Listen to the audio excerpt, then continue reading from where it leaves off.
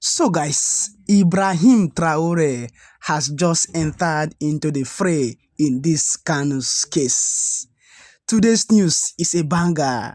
Today's news will be mind-blowing because the junta leader of Burkina Faso, Ibrahim Traore, one of the most feared African leaders, has come in for Nnamdi Kanu. Well, the evidences are clear that Nnamdi Kanu committed no crime. The Kenyan High Court vindicated Nnamdi Kanu. The UN Working Group vindicated Nnamdi Kanu. Even the appeal court in this very country in 2022 vindicated Nnamdi Kanu. So therefore, Omotosho had no jurisdiction and right to sentence Nnamdi Kanu to life imprisonment. And if there's one thing Ibrahim Traore frowns at, it is injustice and misuse of power, because Ibrahim Traore himself seized power from the Burkina Faso government because of injustice that was being meted out on his people. And now Ibrahim Traore, who is one of the most feared African leaders, has something to say about this very case, because he has also called out Bola Ahmed Tinubu. In fact, don't forget that recently Ibrahim Traore seized the Nigerian Air Force jets that entered its airspace without taking permission. In fact, in today's session, I'll be bringing you in details what Ibrahim Traore had to say and about the aircraft that was being seized in Burkina Faso. But before then, there are two video clips I will display here for you guys to watch. I find it necessary to display these video clips for you to watch in order for you to listen to what they had to say. And after watching these two video clips, we are going to be heading straight to what the junta leader Ibrahim Traore has just said about this, because Ibrahim Traore has made a powerful statement regarding Nnamdi Kanu and Bola Ahmed Tinubu. And Ibrahim Traore, whenever he speaks with authority and he fears no one, especially in Africa. Well, I won't waste much of your time. I'll just allow you to watch these two video clips. After watching, in fact, the second video clip is very, very important, because the second video clip has to do with the Igbos. The second video clip has to do with exposing the marginalization against the Igbos. So I'll just urge you to watch this first video and be patient in watching the second video. After watching the second video, which has to do with the Igbos, we are going to head in straight to what the junta leader Ibrahim Traore has just said. Let me repeat, the blood of 4.something million people were speaking from through Mazi Nnamdi Kanu, crying out for vengeance. It is better today to divide Nigeria. If other people can stay if they want, but let the Biafrans go so that Nigeria can prosper. Start the campaign today for Biafra to exit peacefully. Biafra and Nigeria can become a good neighbor, trade neighbor, we share technology. But to remain as one, it's not going to happen. Go through all the social media handle. It appears every tribe in Nigeria is fighting against Igbos. And right now, we acknowledge Igbos are the problem of Nigeria. Let the problem go so that you can enjoy your prosperity. This is my message today. And I want everybody who sees this message to share this message. If you are an Igbo man and you are playing neutrality on this case, when we are at the verge, see, whatever an Igbo man is suffering in Nigeria today is a child's play compared to what our own children will suffer if we not savage today. Our children are going to urinate on our grave and spit on our graves that we did nothing. Please continue to spread this gospel until it gets to the heart of those people who think that Nigeria can work without the Igbos, because Nigeria cannot work with the Igbos in Nigeria. All right? Biblically, when Jonah was in the ship, that ship was about to sink until Jonah was let go. Let the Igbos go. Nigeria will enjoy prosperity. I assure you that. I hope this helps. May we not be only hearers, but also doers. That may God, that God. Igbos in Nigeria, 73% said sometimes or always they were treated unfairly by the government. This is last year. This is the highest rate of any ethnic group surveyed in Africa. In their view, they are sometimes or always treated unfairly by the government. So it's issue of injustice? It is a deep grievance, and it's a disconnect from the Nigeria project, as was mentioned earlier. And I mentioned that number just to underscore the underlying grievance that has to be addressed. So amnesty is potentially part of a package, but the disconnect has to be addressed, and the Southeast is a core pillar of the Nigeria project. It comes back to the discussion of its importance. So all of these issues that are being discussed are inherently political. They're being seen through a political lens. For example, infrastructure, development. The grievance is you have a very productive region that is exporting not just to Nigeria, but internationally. You have, I think, Imo and Anambra are number 4 and number 6 for GDP in Nigeria. And that was in 2021, which was a very violent year. So even amidst the violence, three of the 5 states in Southeast are in the top 12 for GDP per capita. Yet there's no seaport. The bridges are not good. The roads are not good. So it is a development and infrastructure issue, but it's seen through a political lens as a political grievance. The same with security, which is you have significant deployment of security forces, yet the perception is the DPOs are not from Southeast. Many of the officers are not from Southeast. They are not necessarily well-versed in the local context.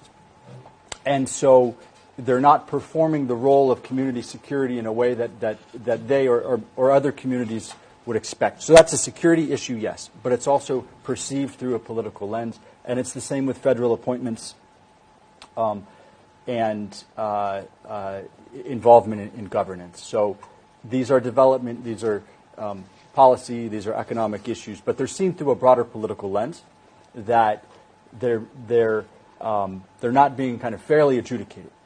And I think that's really important to underscore. So amnesty as part of a package may be a solution, but the underlying grievances have to be addressed with an understanding of the political perception, how the infrastructure problems, how the economic problems, how the security issues are perceived politically, and what it means to have a more representative involvement in those efforts from a Southeast perspective.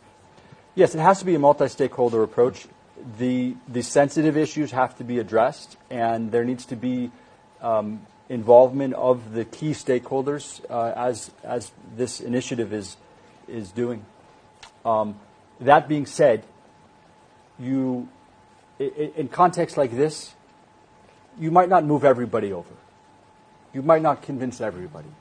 But where you make a serious effort and where you provide legitimate avenues, you will see a significant reduction in popular grievance that draws down support for extremism and makes it very difficult to operate. So a multi-stakeholder approach doesn't immediately solve all the problems, but it changes the trajectory and it moves a lot of the public into using or trying to use the legitimate mechanisms again, as opposed to staying on the sidelines or even supporting extremist activity. So it's where you need to start, and it's the direction that you need to go. So guys, before showing you what Burkina Faso military leader and junta leader Ibrahim Traore just said about Nnamdi Kanu and Tinubu, I want to show you the root cause of all these things in case you are not aware. I'll be showing you everything that transpired in details, and after reading out everything that transpired, I'll be showing and displaying to you what the fearless junta leader and military leader Ibrahim Traore had to say about Kanu and Tinubu. And I read in details. Accusation: illegal airspace violation. Burkina Faso, together with its allies in the Alliance of Sahel States, AES, a bloc including Burkina Faso, Mali, and Niger, accused a Nigerian Air Force C-130 military aircrafts of entering Burkina airspace without authorization. They said this was done without prior clearance from Burkina Faso's authorities and thus violated its sovereignty and international airspace protocols. Context of the incidents. The Nigerian C-130 was on a flight en route to Portugal when it landed in Bobo Dioulasso (Western Burkina Faso). Nigeria called it a precautionary emergency landing due to a technical issue and said the crew followed safety procedures. Burkina Faso side insisted the aircraft flew over and landed without formal permission to fly through or land in the country. Breach of sovereignty claim. The Burkina government and the AES characterized the unauthorized overflights and landing as a violation of airspace and national sovereignty, essentially saying Nigeria's military plane operated within Burkina Faso's territory without official clearance. Nigeria's position. Nigeria's Air Force denied any wrongdoing, stating the C-130's entry and landing were strictly due to a technical issue, not a deliberate incursion, and were handled according to international aviation safety protocols. And also, the breaking news for today, before heading to what the junta leader had to say, reads that federal government steps in as Burkina Faso refuses to release seized NAF C-130 plane and 11 soldiers. Source: Vanguard. Well, the 11 soldiers that were on board the NAF C-130 are still in custody of Ibrahim Traore and the Burkina governments. And this is what Ibrahim Traore had to say about Nnamdi Kanu. He said, "When one voice of freedom is silenced, every other voice grows weaker. And when one African is unjustly caged, the rest of us remain partly enslaved." Ibrahim Traore (2025), part of his speech detailing discussion with President Putin and implications of Nnamdi Kanu's incarceration. And this is what Traore had to say again. President Tinubu, with due respect, your government has made Nnamdi Kanu a symbol of what happens to Africans when they dare to challenge the neo-colonial orders. President Ibrahim Traore. Well, this is what Ibrahim Traore had to say about Nnamdi Kanu. And from what Traore has just said, I believe he has been briefed about the illegal detention of Mazi Nnamdi Kanu.